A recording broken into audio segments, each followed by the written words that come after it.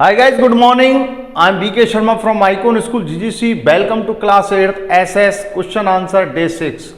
Guys हमारा class 8th का subject SS, ये हमारा SS है। इसका लेसन नंबर 2 चल रहा है फ्रॉम ट्रेड टू टेरिटरी। ये सेकंड के हमारा लेसन चल रहा है from trade to territory, from trade to territory the company establish power. इसमें कुछ क्वेश्चंस हैं, क्योंकि क्वेश्चंस बड़े हैं इसलिए कम कम हो रहे हैं। क्वेश्चन नंबर 7 और 8 आज हमने किया है, क्वेश्चन नंबर 7 और 8। ओके गाइस, अब थोड़ा देखिएगा, आप इसको एक्सप्लेन कर रहा हूं मैं। Explain the system of subsidiary alliance. आप ये बताइए कि सब्सिडरी अलायंस क्या होता है, एक्सप्लेन करो। Subsidiary alliance was propounded by Lord Wellesley. जो सब्सिडरी अलायंस है वो प्रस्तावित किया गया था लॉर्ड वेल्सले के द्वारा। टू एस्टैब्लिश, स्थापित करने के लिए, control of the company, company का कंट्रोल, कंपनी का नियंत्रण, ओवर इंडियन किंगडम्स, भारतीय राज्यों पर नियंत्रण पाने के लिए यह सब्सिडरी अलायंस का गठन किया गया था। Subsidiary alliance was propounded by Lord Wellesley. Lord Wellesley नामक अंग्रेज ने एस्टैब्लिश करने के लिए, कंट्रोल, नियंत्रण स्थापित करने के लिए ऑफ द कंपनी का ओवर इंडियन किंगडम्स के ऊपर इसको स्थापित किया था। Indian rulers were not allowed to have their independent आर्मीज।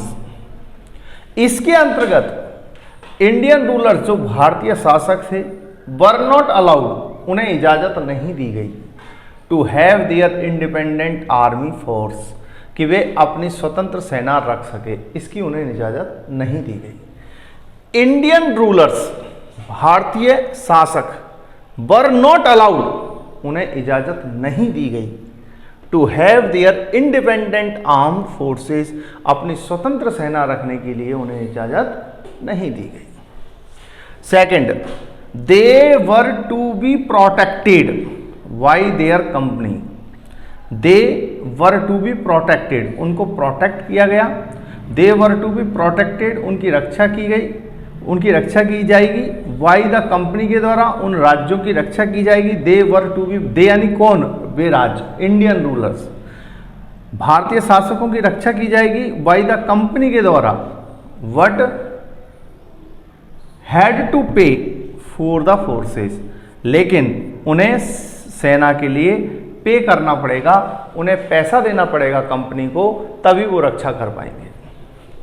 इस सब्सिडरी, यानी पहला तो क्या इसके अंदर विधान था, क्या कंडीशन थी कि वे राजा, भारतीय रूलर्स अपनी स्वतंत्र सेना नहीं रख पाएंगे। दूसरा, उन्हें कंपनी को पे करना पड़ेगा, तभी वो उसकी रक्षा करेंगे।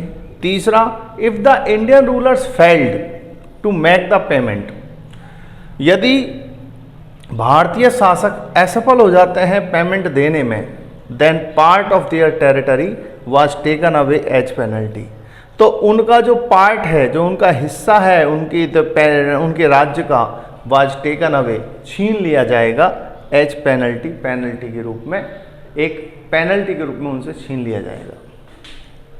तो गाइस दोबारा देख लीजिए, explain the system of subsidiary alliance को बताइए, ये क्या था। Subsidiary alliance was the propounded by Lord Wellesley to establish control of the company over Indian kingdoms. जो सब्सिडरी अलायंस है वो लॉर्ड वेल्सले के द्वारा भारतीय राज्यों पर नियंत्रण स्थापित करने के लिए प्रस्तावित की गई थी। इसके अंतर्गत 3 शर्तें थी। Indian rulers were not allowed to have their independent forces, भारतीय शासकों को इजाजत नहीं थी कि वो अपनी स्वतंत्र सेना रख सके। दूसरा, they were to be protected by the company but had to pay for the forces, उनकी रक्षा कंपनी के द्वारा की जाएगी, लेकिन उन्हें फोर्स के लिए पैसा देना पड़ेगा। तीसरा, if the Indian rulers fail to make the payment then part of their territory was taken away as penalty, यदि कोई भारतीय शासक उन्हें पेमेंट देने में असफल होता है तो उनके राज्य का हिस्सा छीन लिया जाएगा, पेनल्टी के रूप में उससे ले लिया जाएगा। Question number 8, in what way was the administration of the company different from that of Indian rulers. किस प्रकार जो प्रशासन था कंपनी का जो शासन था वो कैसे इंडियन रूलर से भिन्न था। इन व्हाट वे, किस प्रकार the administration of the company different from that of Indian rulers, भारतीय शासकों से कैसे भिन्न था। Number 1, company had divided administrative units into 3 presidencies. Company ने विभाजित कर दिया था एडमिनिस्ट्रेटिव यूनिट्स को 3 भागों में, बंगाल, मद्रास एंड बॉम्बे के रूप में। एक तो बंगाल, एक मद्रास, एक Bombay. While Indian rulers had divided their states mainly into 4 units, जबकि भारतीय शासकों ने डिवाइडेड कर दिया था उनके स्टेट्स को मुख्यतः 4 यूनिट में बांट दिया था, डिस्ट्रिक्ट, परगना, तहसील और विलेज। समझे। कंपनी है डिवाइडेड एडमिनिस्ट्रेटिव यूनिट्स को 3 भागों में बांटा, प्रेसिडेंसी में 3 प्रेसिडेंसी में बांटा, बंगाल, मद्रास और बॉम्बे। भाई इंडियन रूलर्स ने क्या किया, है डिवाइडेड देयर स्टेट्स, अपने स्टेट्स को मेनली इन्होंने 4 यूनिट में बांटा, एक तो डिस्ट्रिक्ट, एक परगना, एक तहसील और एक विलेजेस। तो ये अंतर था। दूसरा अंतर, in company rule the supreme head was the governor general, while in Indian rule the supreme head was king. Company के शासन में सबसे बड़ा जो मुखिया होता था वो गवर्नर जनरल होता था, governor general. While in Indian rule, जबकि भारतीय शासन में जो सुप्रीम हेड होता था वाज किंग, राजा होता था। तो ये अंतर था। हमको ये बताना है कि अंग्रेजी शासन में और भारतीय शासन में क्या अंतर था।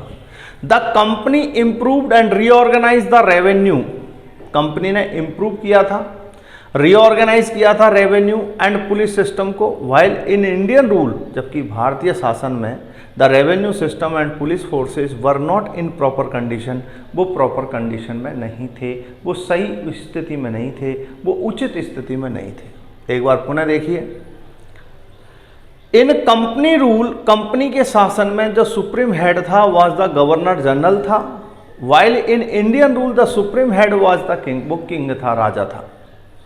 The company improved and reorganise the revenue, company ने इम्प्रूव किया था और रीऑर्गेनाइज किया था रेवेन्यू एंड पुलिस सिस्टम को।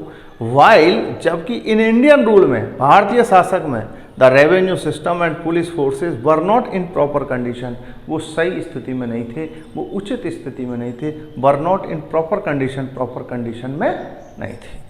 Okay guys, see you tomorrow, same time same place, bye.